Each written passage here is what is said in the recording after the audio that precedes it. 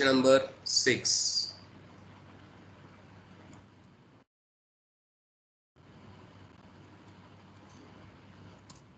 See, what is the question? 10 students are selected at random from a college and their heights are found to be 100, 104, 108, 110, like this 128 centimeters. In the light of this data, discuss the suggestion that the mean height of the student of the college is 110 centimeter. So there is one suggestion, or you can say that claim, regarding the height of the student. The claim is the average height of the student of the college is 110 centimeter. That is the claim. Now, to test whether this is really true or not, we have a two choice. First, either you can study population, means find out the height of each and every student of that college and then take average. If it is exactly 110, then we can say that yes, the given statement is true. But if it is not exact 110, we can say that given statement is not true. That is one way. Means do the population study and check it. But you know that population study is always not possible due to number of the reasons. So we have to go for the sample study. Now, if we select some part of population instead of taking full population, then the answer is very obvious. The difference of mean is always there. Now that difference is negligible or significant. If it is negligible, then we can say that yes, the given statement is true. But if it is significant, then we can say that yes, given statement is not true. So it's very simple to get the idea about this example. Once again, there is one claim of one of the person that the average height of the student of this college is 110 centimeter, and I want to check it, and I don't want to study population due to the lack of the time, lack of the cost, and number of other factors. So what we have to do? We have to select the sample. You know that just forget about this claim 110. Just forget about the claim. See, there are two things. One is sample and one is population. We want to find out the idea of this population on the basis of this sample. So if we select sample and if we analyze that and if we say that in population it is almost same like this whatever we have in sample, then it but obvious that according to the theory of estimation we can say like that. But there is one claim already there regarding the population, and now we want to select sample to check that claim. So there are two use of sample. One, if you don't know about your population, and second, if you know something about the population and if you want to verify whether it is really true or not, you can select the sample. So there are two use of sample, one for estimation point of view, other for testing point of view. Estimation that we already done in our second year. This is second use, that is the hypothesis. Okay, testing. So now see how to find out the answer of this. So first you have to decide it is the test for mean. So it is a test of mean.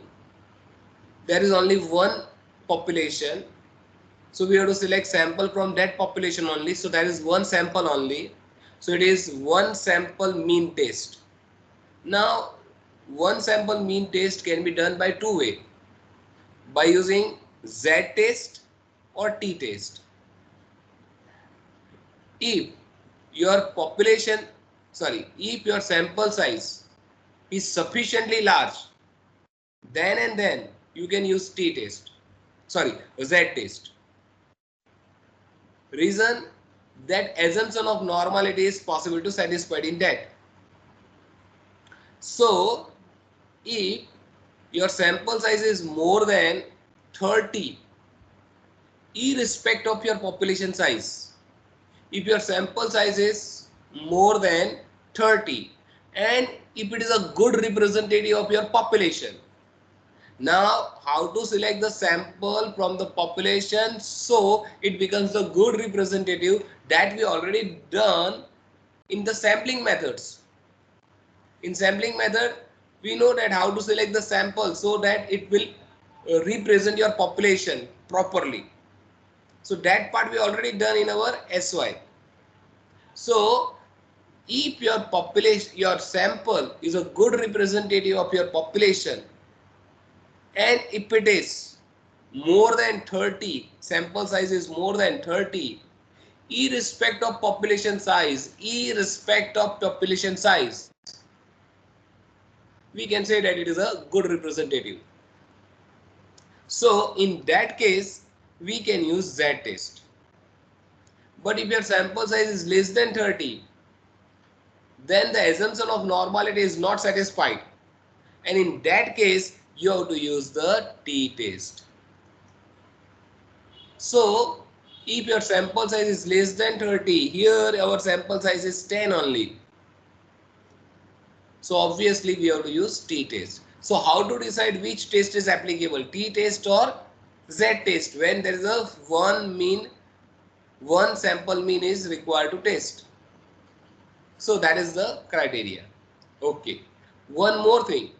If your population, if your sample size is more than 30, if your population sample size is more than 30, and if you apply t-test, you will get the same answer whatever we get in z-test. That is why in some of the book they prefer always t-test, whether the sample size is high or not. Reason, ultimately we get the same answer. But theoretically, okay, that is practical point of view. Theoretically, we can say that if your sample size is more than 30, you have to use z-test. Otherwise, t-test. Now, up to this, if any of the student have any of the problem, let us discuss.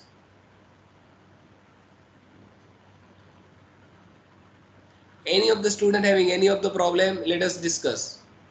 Any of you any problem? Is it clear to everybody? Don't say anything, that means yes.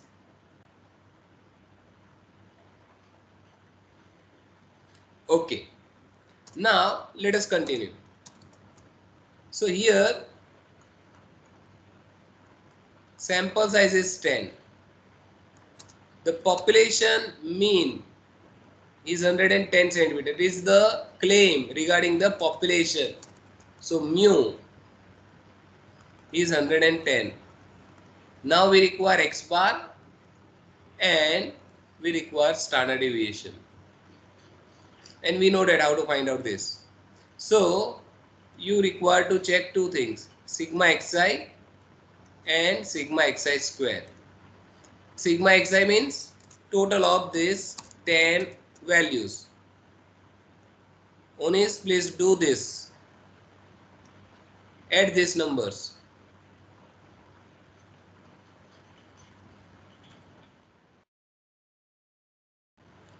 100, 104, 108, 110, 118, 120, 122, 124, 126 and 128. And tell me the answer. Onis. 1160. 1160. Once again. 1160. Okay. Now take the square and add. 100 square m plus 104 m plus 104 square m plus. See how to do this calculation. 100 into equal to m plus 104 into equal to m plus 108 into equal to m plus up to 128 into equal to m plus, and then you have to press the one key MRC. 135424. 1354 424. 24. 24. Okay. Now X bar.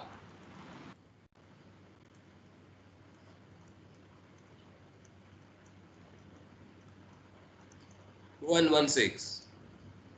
S. There are two formulas.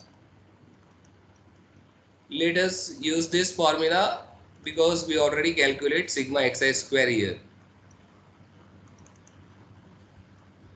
So 135,424 divided by 10 minus this we already know 116 only. It is sigma xi upon n the whole square. So it is 13542.4. What is square of 116?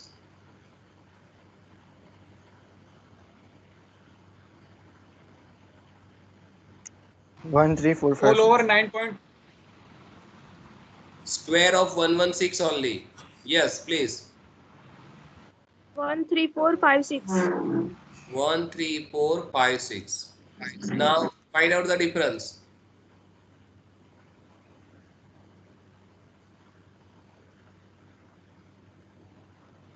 One two 1968.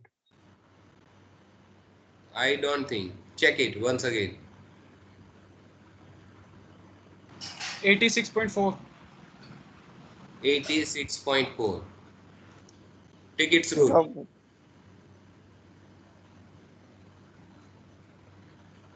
What is the answer? Root 9.29. 9.29. 20? 9.295. 295. Okay. 9.295. Okay. Now do one more calculation. Standard error of x bar. Okay. What is the formula of standard error of x bar here?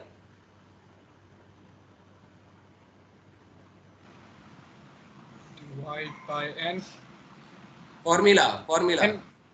S divided by n minus 1. Correct. Root n minus 1. Root n minus 1. N is 10. 10 minus 1 is 9. And 9 root is 3. So divide this by 3 and tell me the value. 3.1. 3.098. 098. Okay. So this is standard error of x bar. Now we have sufficient information to start the test. So step 1. Here we have to write null hypothesis. So you can write average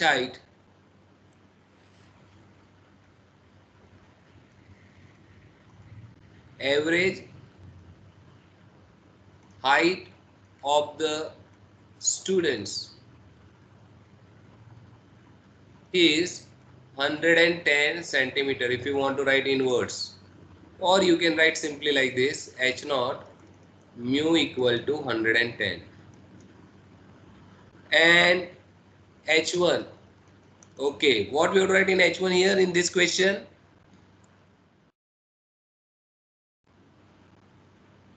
Don't equal to 110. Why not equal to? Doesn't equal to 110. Not equal to 110. Reason? क्योंकि less than more than वाली कोई information हमें दी नहीं है. Correct, you are right. So if in the question there is a claim like more than 110, less than 110, at least 110, at most 110, higher than 110, lower than 110, increasing, decreasing, like that, any word like this is given in the claim, then we have to think about one tail test, otherwise it is always two tail test.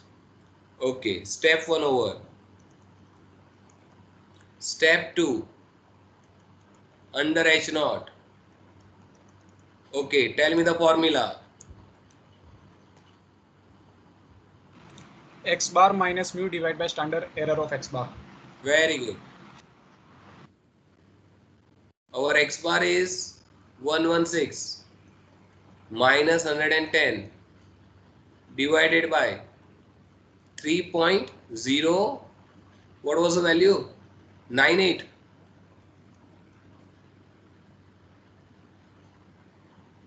Yeah, 3.098.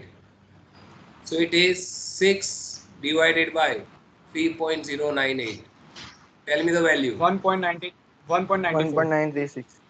96. So we have T cal means calculated value. It is 1.96, exactly 1.96. 936. 96, 936. 1.936. 1.936 means 94. So T cal is 1.936, or you can say that 1.94. So T cal is 1.96. Now here we have to write degree of freedom.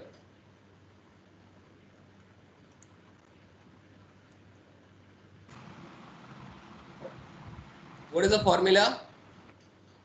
N minus 1. N minus 1, 10 minus 1, 9. So this is the end of step 2. Over. Now step 3. What we write in step 3? Tabulated value. Before that there is one step. Step 3. Level of significance of it. Correct. Tabulated value. Level of significance alpha equal to, check in the question. 0.05 and 0.010. Mention about level of significance here. The answer is yes. Use 5% level of significance. It is given. If it is not given, even though you can take 5%, no problem. Either you can take 5% or 1% if nothing is mentioned. So this is the end of step 3 only. Step 4. At alpha equal to 5%. Degree of freedom V equal to 9. And for two-tail test from the T table, we get T 2.26. 2.26. Now see, this value is here given. The tabulated value of T at 5% for 8 degree of freedom is this. For 9 degree of freedom is 2.262. It is given. Even in exam, these values are given. Or table are given. If tables are given, then you have to find out from the table. Okay. So right now 2.262, that is T tab. So that is the end of step 4. Now step 5. First of all, draw the T curve like normal curve. Here you have to take T equal to 0. It is two-tail test. So both sides you have to write like this. This is our rejection area. This is acceptance area.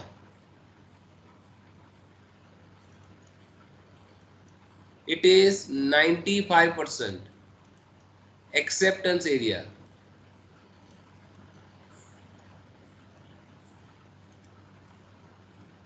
This remaining part is 5%, but we have to divide equally. So it is 5% divided by 2. That means 2.5%. And this is 5% divided by 2. That means 2.5%. So it is 2.5%, 2.5% and remaining 95%. This is rejection area. And the part between this rejection area is acceptance area. The value of T tab is 2.262. So here you have to write 2.262, as well as here you have to write 2.262. But we have to write here negative because this is number line. This is what? Number line. And if T is 0 here, then left side we have a negative value, right side we have positive value. Okay. And what is our value of T cal? So T cal It is 1.94. 1.9693 or 94. So 1.94, 1.94.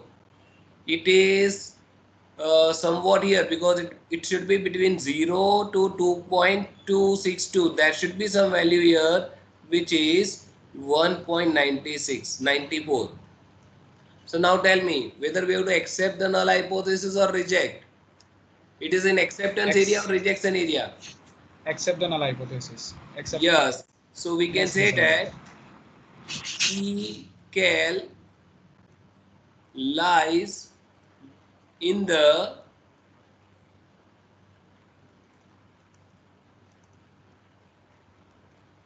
acceptance area. Therefore, H0 is accepted. But instead of accepted, it's better to write not rejected. Loosely speaking, H0 is accepted. Loosely speaking. But actually it is not rejected. Now listen, there is a difference between accepted and not rejected. Any of you know this? If it is not rejected, it doesn't mean that it is accepted. Not rejected means हम reject नहीं कर पाएंगे हम उसको. Reject नहीं करते तो इसका क्या मतलब ये नहीं करते? कि हम उसको accept कर. इसका मतलब ये भी नहीं कि हम उसको accept ही करें. नहीं. Once again, not rejected means we are not rejecting. ऐसा बोल रहे हो ना? हाँ. हाँ, तो रिजेक्ट नहीं कर रहे तो क्या कर रहे हो आप? इसका मतलब ये थोड़ी कि HO is true. हाँ, H0 is accepted क्यों नहीं होगा? वही पूछ रहा हूँ. ये तो बेस्ड और अवर टेस्ट प्रोसीजर के बेस पे हम कह रहे हैं कि HO एक्सेप्ट होगा. हाँ, हम तो वही बोल सकते वो हैं तो कि अपने हाथ में नहीं कि हम एक्सेप्ट कर रहे हैं कि नहीं कर रहे.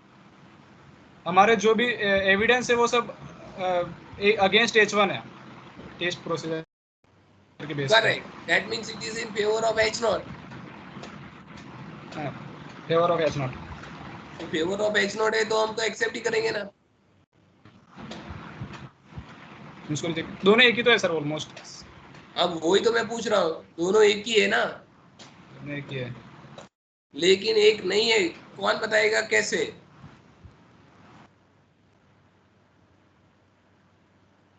Both are not same. Once again वही तो बताना चाह रहा था. Not rejected it does not means that it is accepted.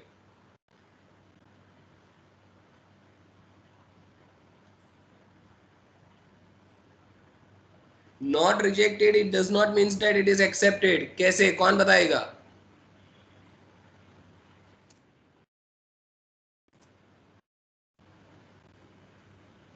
Okay, so बता देता हूँ. Listen carefully.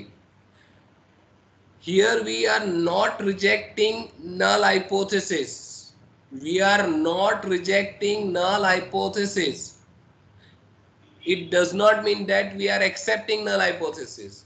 We simply say that we don't have enough data to reject the null hypothesis. We don't have enough data to reject the null hypothesis. Null hypothesis को reject करने के लिए हमारे पास enough data नहीं है. अगर फिर आप बोलोगे सर वो enough data नहीं है reject करने के लिए तो accept कर लो ना. The answer is no. Accept नहीं करूंगा. मैं ऐसा बोलूंगा कि मैं आपका null hypothesis को reject नहीं कर रहा हूँ. Reject नहीं कर रहा हूँ, that means I am not accepting. I simply say that I am not rejecting. Why we have to say like that? Because we can say that whatever the information you have, according to that information, I can say that there is no significant difference. But if your information is changed, then we can say that there is a significant difference. Once again, ये आपको अभी का situation के हिसाब से समझाओ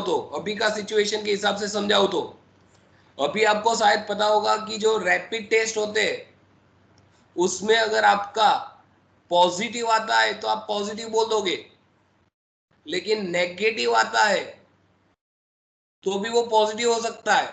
you don't have enough information, यानी आपका टेस्टिंग सही तरीके से हुआ है कि नहीं, आपने जो सैंपल लिया है वो सही है कि नहीं, दैट इज क्वेश्चन मार्क, अगर नेगेटिव आता है तो।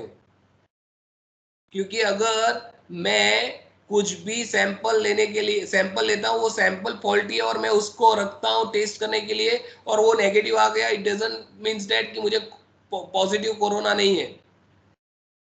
हाँ, लेकिन पॉजिटिव आ गया इसका मतलब कि हाँ जो आपने सैंपल लिया वो सही है और आपका पॉजिटिव आ गया। It's like this only. So you require further investigation if you get negative and if you want to confirm it। मैंने क्या बोला वो समझ में आया सबको?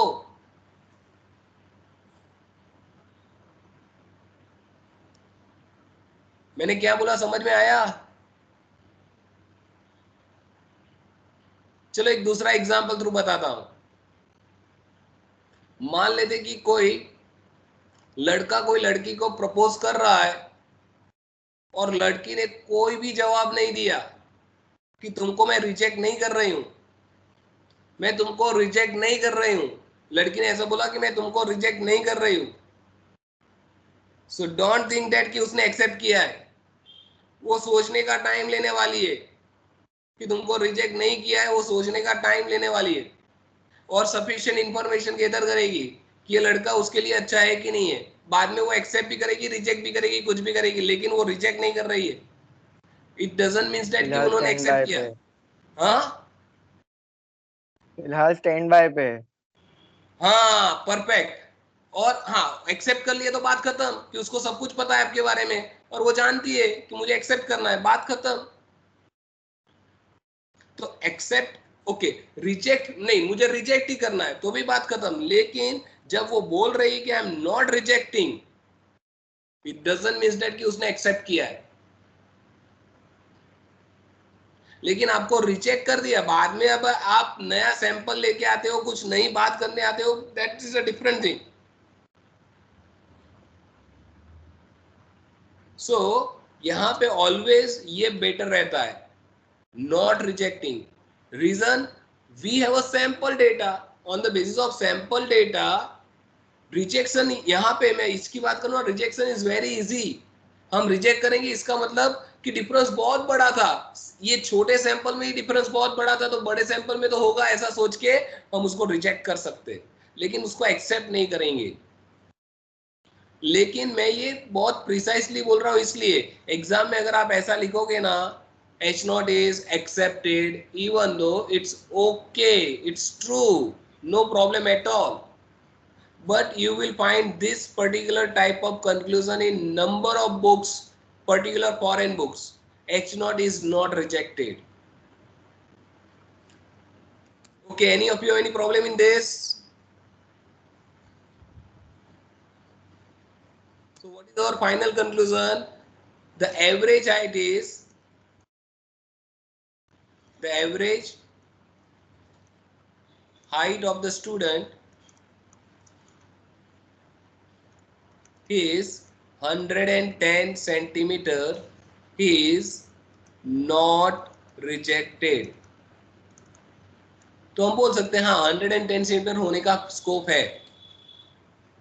लेकिन अगर हमने 10 स्टूडेंट्स का सैंपल लिया होता और सारे स्टूडेंट्स स्कूल के होते या बहुत ही छोटे से होते हाइट में या बहुत बड़े होते, तो हम बोल देंगे कि अगर सैंपल में ऐसा आ रहा है तो पॉपुलेशन में तो ऐसा होगा ही, क्योंकि हमने वहां पे भी एक एजम्पशन लिया है कि our sample is a good representative of population. So this is enough for today। Now you have to find out you have to solve remaining all the questions। Question number 7, 8 ये सब homework में रहेंगे। यहाँ से 7, 8, 9, 10,